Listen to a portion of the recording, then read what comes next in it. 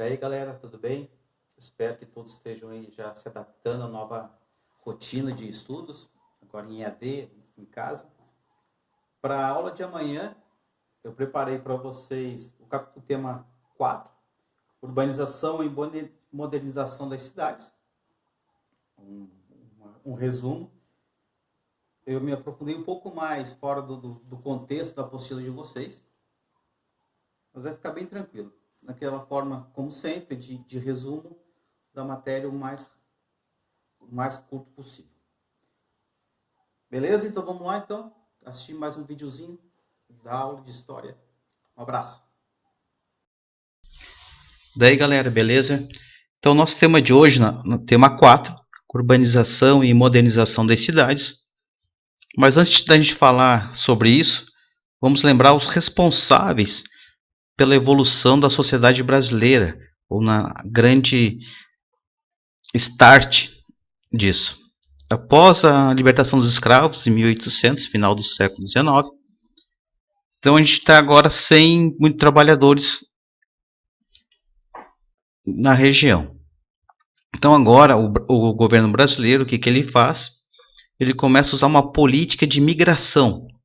Mas para a gente falar sobre migração, eu dei uma pausa na nossa aula de história. Vamos falar um pouquinho sobre geografia. As duas matérias são co-irmãs. Vamos dar umas definições para vocês. Então nós temos aqui alguns tipos de migração. Migração, definindo para vocês, nada mais é que são deslocações de população de uma área para outra durante um determinado tempo ou não tem mais retorno para suas cidades natais. Nós temos as migrações ilegais, as migrações por causas naturais, a migração provocada por catástrofes. Então, as migrações elas são divididas então em migração, que é quando a pessoa sai do seu país de origem e vai para outro. Emigração, quando o país recebe essa população. A migração sazonal são deslocamentos que se repetem periodicamente na mesma época do ano. Por exemplo, o pessoal que mora no interior e vem aqui para a praia todo verão. E também as migrações pendulares, são aqueles deslocamentos diários que a pessoa, por exemplo, que mora aqui em Camboriú e trabalha lá em Itajaí, então ela faz uma migração pendulares. E quais são as principais causas dessas migrações? Normalmente são econômicas. Acontece muito o pessoal sair aqui do Brasil e ir lá para a Europa, por exemplo. As migrações naturais, as bélicas, movidas a guerras, as políticas, que o pessoal lá é perseguido politicamente. Temos as causas também religiosas, as causas culturais e as causas recreativas, que o pessoal vem aí para se divertir um pouquinho em outras áreas que tem festa maior. E as fases então da industrialização brasileira, a gente dividiu em períodos. De 1500 a 1808 é chamada período de proibição. Então nós temos aí a monarquia governando o país, lá de Portugal ainda, lembrando que eles ainda não chegaram a Portugal, não migraram para cá a família real. De 1808 a 1930, então nós já temos aí o fim da monarquia e o começo da república, da primeira república. Então a gente tem a implantação da indústria brasileira, a industrialização. E no período lá de 1930 a 1950, nós temos o que se chamamos aqui da fase de Revolução Industrial Brasileira. Então o Brasil agora começa a dar os seus primeiros passos rumo à industrialização brasileira.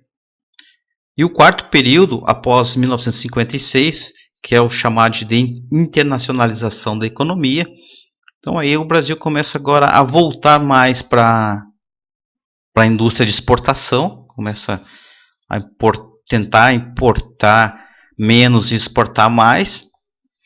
Mas a gente tem nesse período de 1956, falando em economia um pouco, da economia a gente vai observar aí o grande endividamento do Brasil com empréstimos junto principalmente à Inglaterra, onde já tem aí a forte industrialização, e o Brasil importa muita matéria e equipamentos industriais nesse período.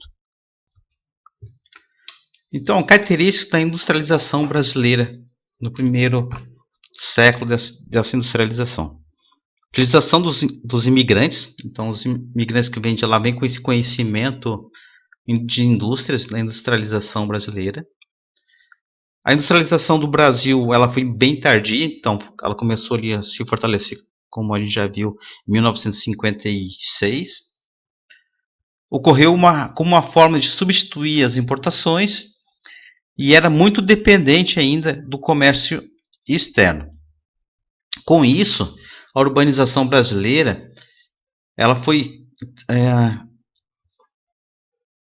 alavancada com a implantação de indústrias nas cidades brasileiras, a implantação de máquinas nas atividades no meio agrário, provocando o êxodo rural. Então aí o pessoal da agricultura começou a sair das suas terras por causa de serem substituídos por tratores cada vez mais modernos. A concentração de terras na mão de poucos proprietários, isso aí é muito grave para a economia agrária. A migração dos pequenos proprietários de terra para as cidades em busca de trabalho assalariado nas suas indústrias para que consiga manter o sustento das suas famílias e o crescimento vegetativo da população brasileira. Com isso, nós temos agora as mudanças na organização socioespacial. O que é isso? Então, a gente tem agora o crescimento da quantidade de cidades, então várias cidades vão surgir nesse período. O crescimento desordenado no meio urbano, então as cidades vão ser caóticas, sujas, sem infraestrutura nenhuma.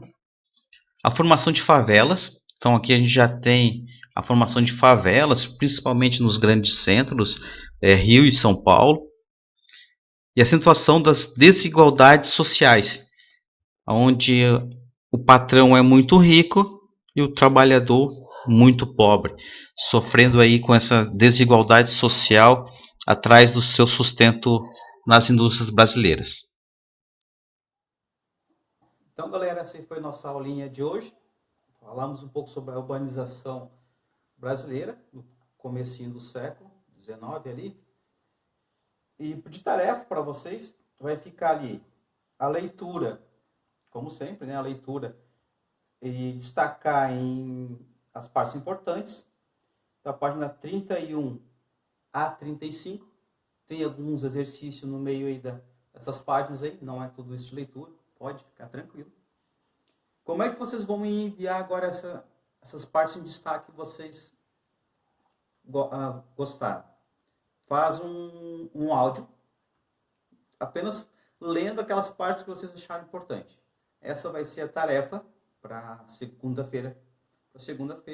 Então, fazer um áudio, um podcast, analisando essas 5 páginas aí que tem de tarefa para nós. Um bom final de semana para todos. Se cuidem, fiquem em casa, cuidem das famílias e até segunda-feira. Um grande abraço.